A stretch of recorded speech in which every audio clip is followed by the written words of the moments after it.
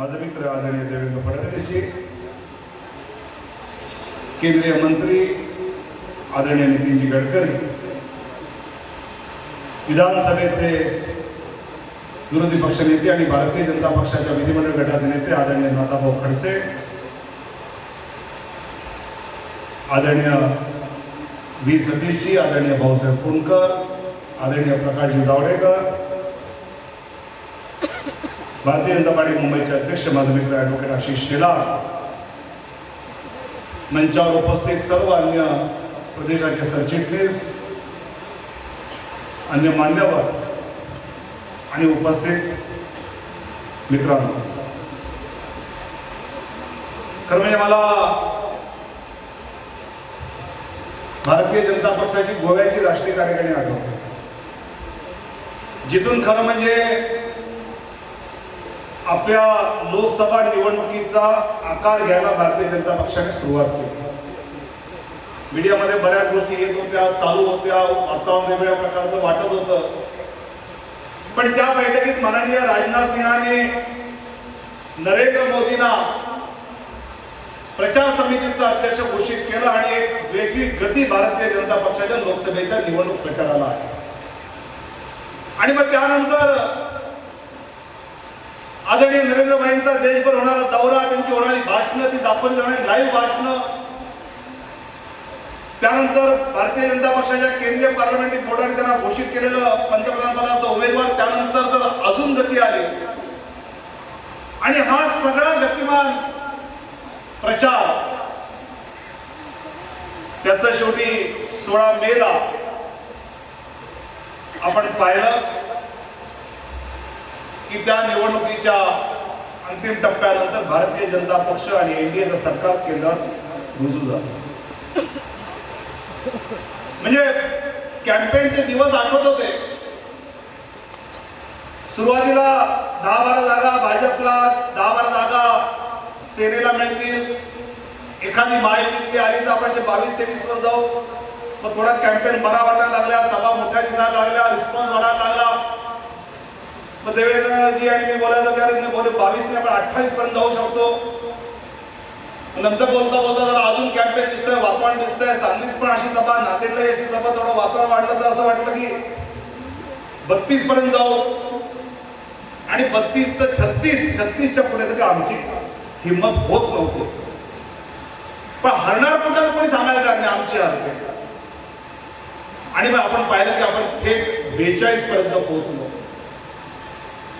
मला असं वाटतं की हे सगळं जे वातावरण, हा सगळा जो क्लीन स्वीप आहे, याचं कारण त्या महाराष्ट्रातल्या मतदानाचं विश्लेषण केलं तर लक्षात येईल की आपल्याला 47.9% मतं मिळाली महायुतीला आणि काँग्रेस राष्ट्रवादीला 36.1% मतं मिळाली.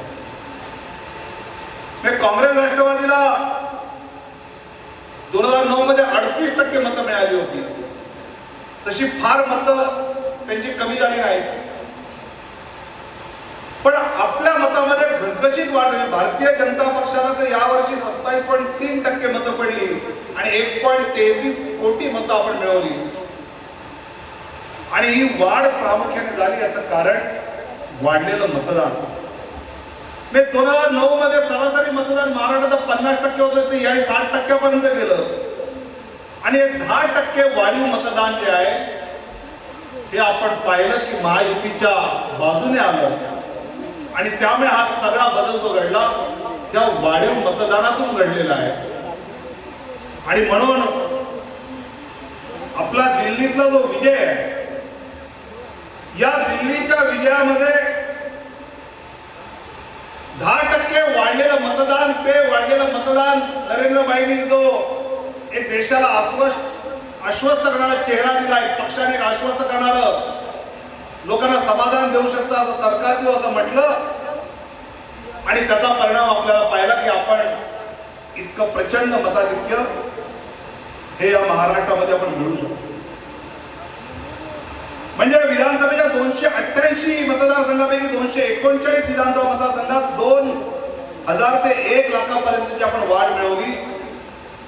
काही मंत्र्यांच्या ह्याच्यात तर 30 ते 35 हजारांच्या फरकाने विधानसभेचे मंत्री मागे पडले आहेत आणि त्यामुळे अशा वेळी मताधिक्य वाढलंय, जागा वाढल्या आहेत. विधानसभेमध्ये आपण 250च्या वर जागांवर काँग्रेस राष्ट्रवादीपेक्षा पुढे आहोत. खरं तर बारामतीमध्ये महादेव जानकर साहेबांनी देवेंद्र फडणवीस यांनी माझं ऐकलं असतं आणि कमळ चिन्ह घेतलं तर सुप्रियाताई पण हरली असती आणि सदाभाऊ खोतने माड्यामध्ये सुद्धा आपलं ऐकलं असतं आणि आपलं चिन्ह घेतलं असतं तर विजयसिंग दादा सुद्धा पराभूत झाले असते. आणि हे सगळं जे मताधिक्य आहे या सगळ्याचं विश्लेषण करताना सगळं विश्लेषण आपण प्रमुख राजकीय कार्यकर्ते असल्यामुळे केलेलं आहे की दिल्लीतलं निगेटिव्ह सरकार असेल, नरेंद्रभाईंचं एक आश्वस्त नेतृत्व असेल, कार्यकर्ते लागले असतील, परिवार लागला असेल, सगळ्या गोष्टींचं आपण विश्लेषण केलं आहे.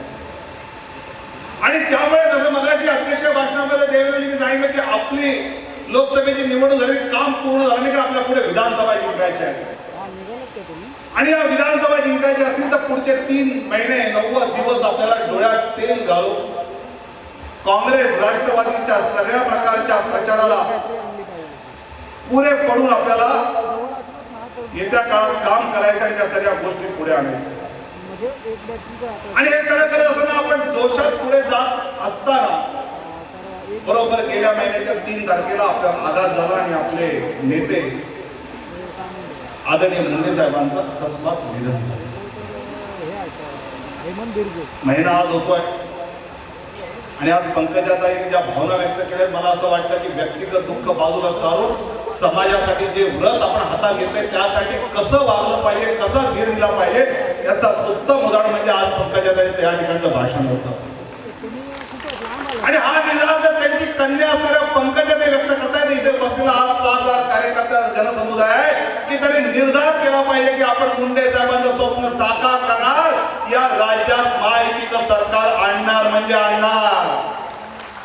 हा निर्धार व्यक्त करताना हा आघात झाला महाराष्ट्र भारतीय जनता पार्टीवर आणि आघातातून बाहेर येणं खूप अवघड आहे. तरी पण नाथाभाऊ असतील, देवेंद्रजी असतील, सुधीर भाऊ असतील, मी असेल, आम्ही एकत्र बसून अनेक गोष्टी यातल्या योजना बनवल्या, अनेक गोष्टी मधल्या काळामध्ये ठरवत आपण अनेकांच्या गाठीभेटी केल्या. अनेक कार्यकर्ते, अनेक नेते पक्षामध्ये प्रवेश करू इच्छितात तरी आम्ही 14 जण मिळून एकत्रपणे या सगळ्या गोष्टींचं ध्येय, दिशा, धोरण ठरवत या पक्षाला विजयाकडे नेण्याचं सगळी आखणी करतो. आणि अशी आखणी करत असताना एक सामूहिक नेतृत्व म्हणून आपण सगळे पुढे जात आहोत. एक निर्धार व्यक्त करतो की महायुतीला आपल्याला या सत्तेमध्ये आणायचं आहे, सरकार महाराष्ट्रात काँग्रेस राष्ट्रवादीचं घालवायचं आहे.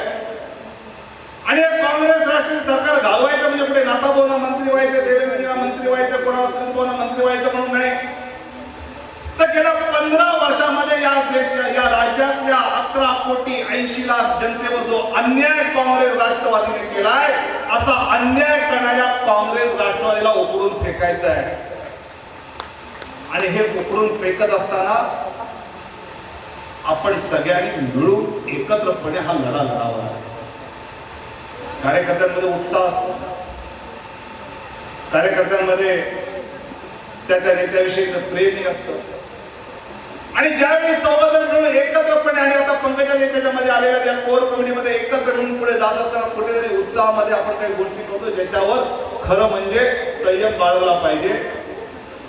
कारण जे व्हॉट्सअप आहे, सोशल मीडिया, या सगळ्यावर कुठेतरी वाचायला मिळतं काँग्रेस राष्ट्रवादीवर बरसे फक्त नाथाभाऊ खडसे, काँग्रेस राष्ट्रवादीला करतील गार फक्त अमुचे मुनगंटीवार, केंद्रात नरेंद्र, राज्यात देवेंद्र, महाराष्ट्राला आवडे फक्त विनोद तावडे, असे चालू.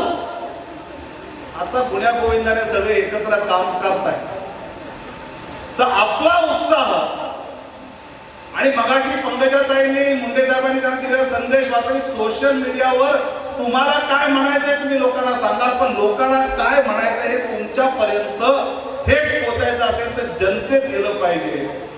त्यामुळे आपल्या सोशल मीडिया, आपल्या या सगळ्या गोष्टीवर काय केंद्रीय नेतृत्व ठरवणार नाही, आपल्याला राज्यात सत्ता आणायची आहे. हा जर आपण निर्धार करून पुढे चाललो तर काँग्रेस राष्ट्रवादीच्या कोणत्या गोष्टी डोळ्यासमोर आपण ठेवल्या पाहिजे की ज्या जनतेच्या मनात बिंबवायच्या आहेत तिकडे आपलं लक्ष लागतं.